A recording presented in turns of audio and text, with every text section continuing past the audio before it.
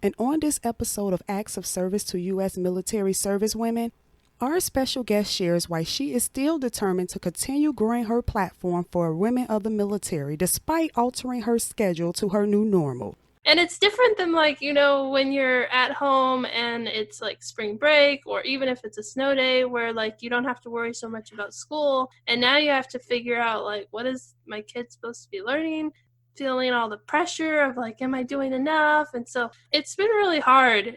For sure. And I have all this stuff that I need to get done, and I'm like, do it faster. When he goes to work, he works really long hours, and then when he's home, he's home, and I'm not used to him being home. And so I think it's really scary that a disease in China could stop world economies. Is it true? I don't know. There's a lot of uncertainty.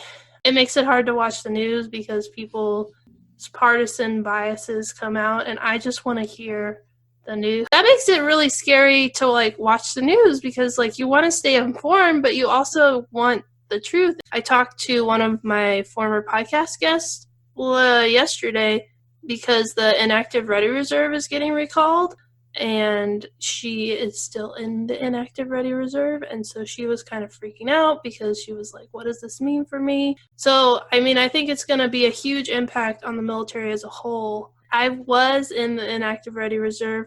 I got out. Who would have ever thought?